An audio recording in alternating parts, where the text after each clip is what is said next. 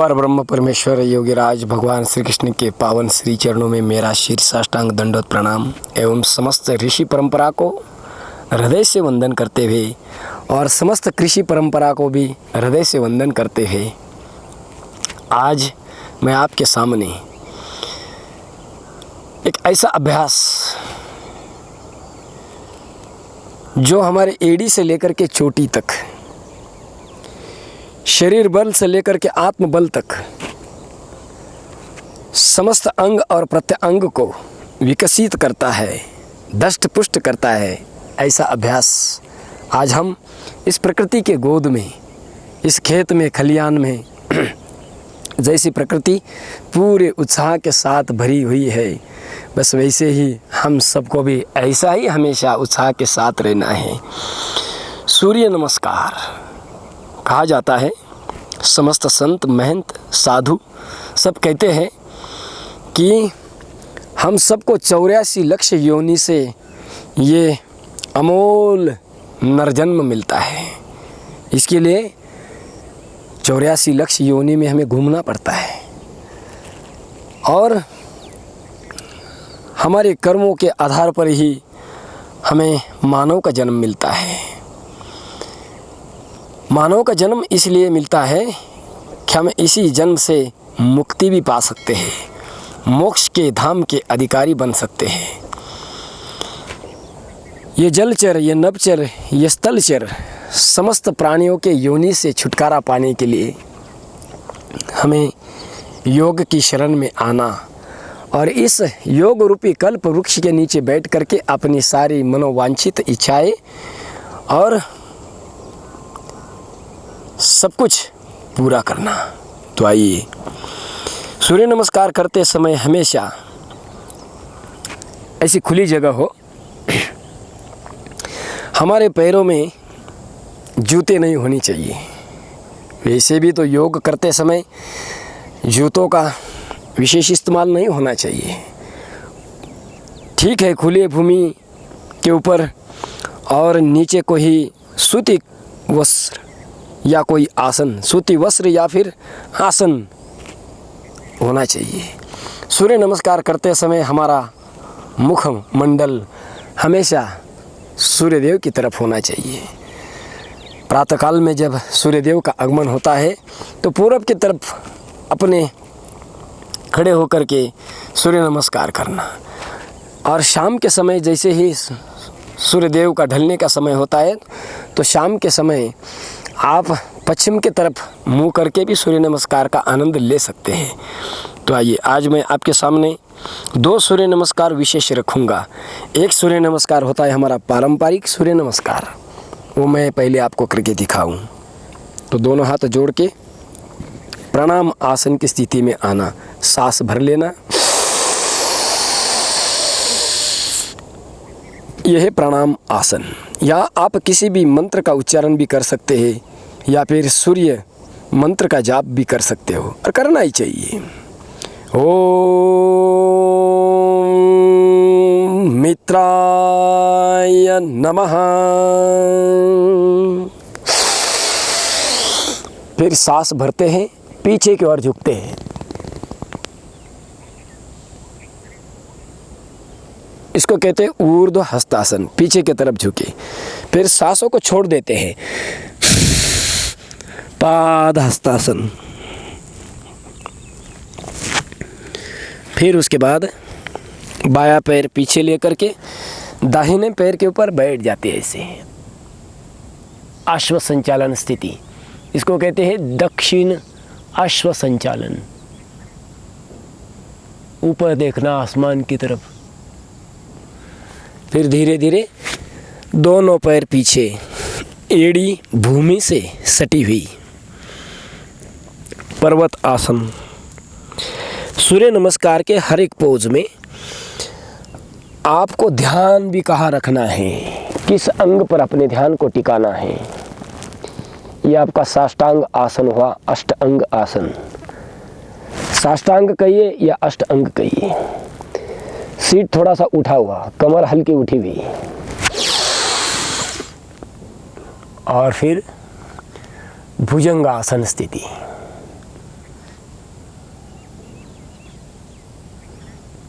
हर अभ्यास में कम से कम 30-30 सेकंड तक हमें रुकने का अभ्यास करना है। 10 सेकंड भी रुक सकते हैं। फिर पर्वत आसन, भुजंग, फिर पर्वत,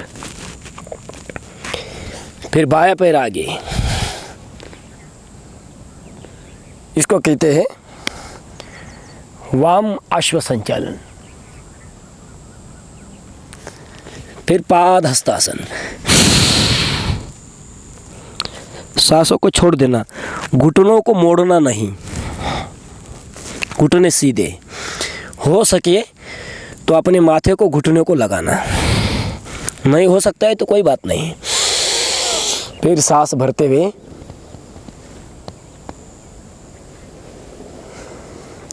ऊर्ध्व हस्तासन और पार्श्व तानासन भी कहते हैं उसको। फिर आना प्रणाम आसन में। ये आपका पारंपरिक सूर्य नमस्कार है, इसको कहते हैं स्थित प्रज्ञ सूर्य नमस्कार। सारी दुनिया आज इसको कर रही है और यही चाहते हैं ऋषि मुनि साधु संत। मैं आज आपको सावधानियों के साथ में इसको करने की सलाह दे रहा हूँ।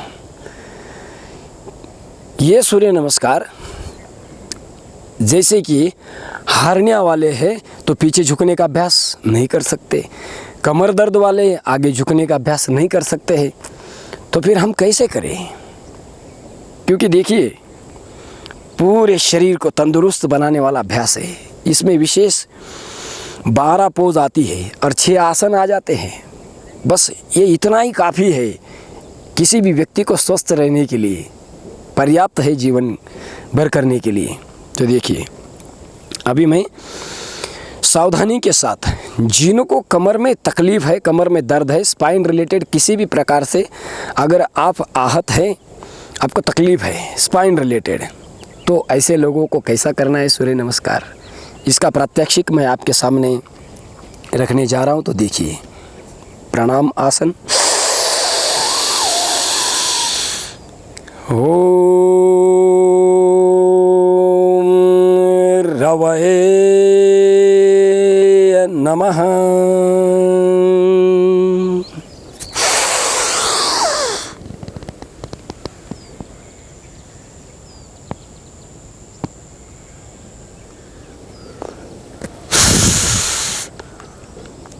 सांस छोड़ दी।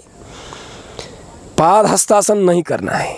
कमर में तकलीफ है तो बायां पैर पीछे ले लेना, दायां पैर आगे, और फिर धीरे से ऐसे ही दक्षिण अश्व संचालन में आ जाना। कमर में तकलीफ है तो सूर्य नमस्कार का आनंद कैसे लेना ये देखना। फिर अश्व संचालन से ताट तिरछी अवस्था, इसको कहते हैं ताट तिरछी अवस्था। ये बहुत ज़रूरी है।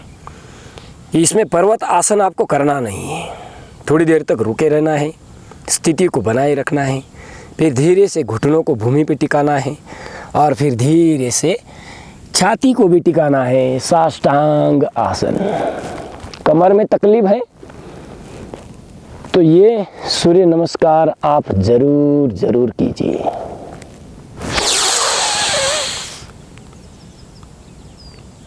पूर्ण भुजंग आसन भी अगर नहीं होता है, सरल हस्त भुजंग आसन भी नहीं होता है, तो वक्र हस्त भुजंग आसन कीजिए। माने हाथ ऐसे मुड़े हुए भी रख सकते हैं। कमर में बहुत तकलीफ है तो ऐसे हाथ सीधे होना बड़ा कठिन होता है। फिर यहाँ से ताट तिरछी अवस्था में चले जाना। ब्रिज पोज, पर्वत आसन नहीं करना, पाद हस्तासन नहीं करना। ये 2 अभ्यास उन लोगों को नहीं करना है जिनको स्पाइन रिलेटेड माइनर या मेजर किसी भी प्रकार की व्याधि है।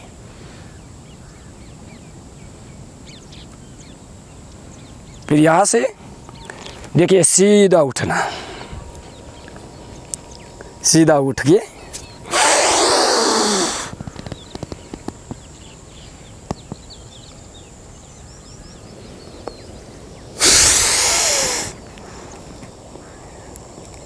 और एक बार करके दिखाऊंगा, क्योंकि ये बहुत ज़रूरी है।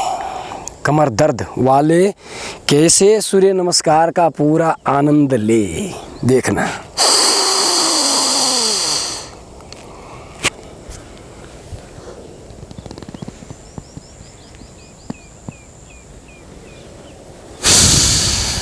सांस छोड़ दी, बायां पैर पीछे, फिर सांस भर ली,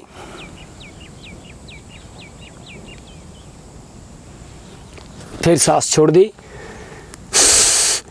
ताट तिरछी अवस्था, फिर घुटने भूमि पे, फिर धीरे से छाती भूमि पे, साष्टांग आसन, फिर भुजंग आसन, वक्रहस्त या सरल हस्त, कोई जोर जबरदस्ती नहीं। फिर ताट तिरछी अवस्था, फिर बायां पैर आगे, वाम अश्व संचालन, और फिर यहीं से सीधे खड़े हो जाना इसे। फिर वापस,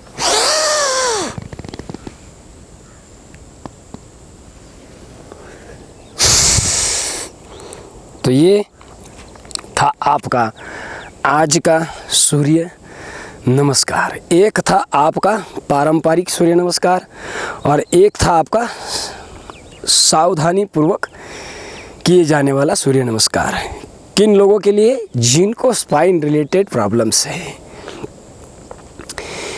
सूर्य नमस्कार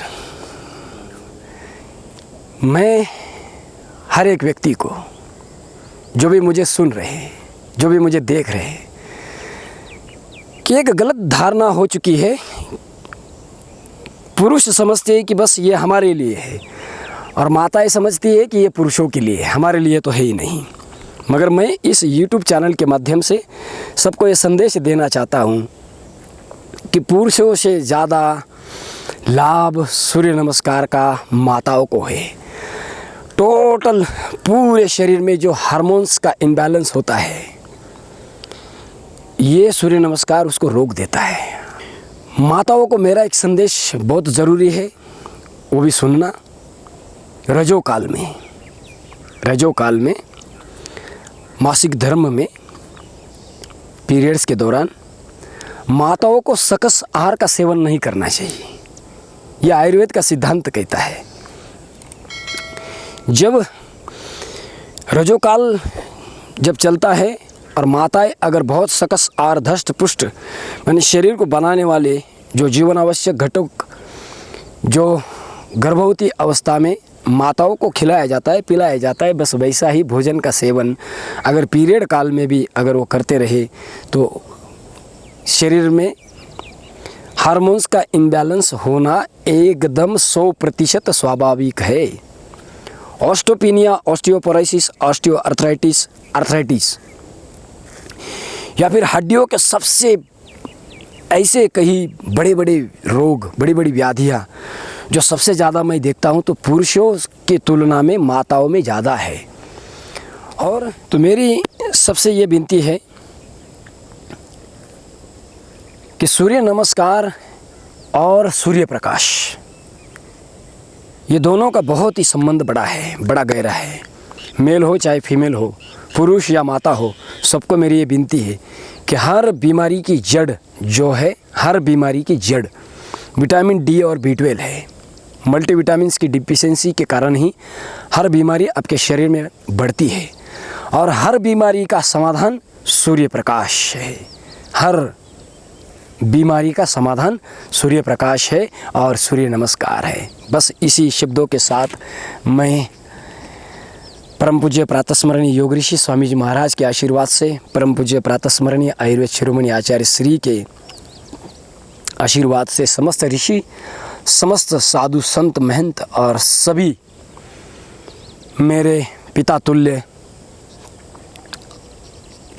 माता तुल्य सभी साधकों से बस यही विनती करना चाहता हूँ कि आप प्रतिदिन ऐसी खिलखिलती धूप में योग कीजिए और विटामिन डी और B12 की टेस्ट ज़रूर कीजिए, इसकी पूर्तता ज़रूर कीजिए। आगे मैं उससे क्या चीज़ खाना पड़ेगा, किस खाने से वो बढ़ता है, वो भी आपके सामने रखूँगा। मगर आज मैं अपनी इस सेवा को समापन की ओर बढ़ा रहा हूँ। तो मैं गोकुल जी, नासिक जिला पतंजलि योग समिति के माध्यम से मैं आज मेरे इसी ही खेत खलियान से ही ये हमारी छोटी सी सेवा आपके सामने प्रस्तुत कर रहा हूँ। तो मेरी ये सेवा कैसी लगी मुझे ज़रूर लिखना, और आपके कुछ सवाल हो सकते हैं तो उसको जवाब देने का भी प्रयास मैं ज़रूर करूँगा। तो आज के लिए इतना ही। आगे कुछ सूर्य नमस्कार के मैं ऐसे अभ्यास आपके सामने रखूँगा अलग अलग प्रकार के, क्योंकि मैं 12 अलग अलग वेरिएशंस करवाता हूँ सूर्य नमस्कार के, और मेरा सबसे पसंदीदा अगर कोई अभ्यास है तो वो सूर्य नमस्कार है। और सूर्य देव की भी तो मेरे ऊपर बहुत कृपा है। आज जो भी हूँ, जो भी जैसा भी हूँ, बस इसमें सबका सहयोग है और सबका बहुत बड़ा आशीष है। तो आज के लिए इतना ही, मुझे इजाज़त दीजिए। ओम शांति शांति शांति।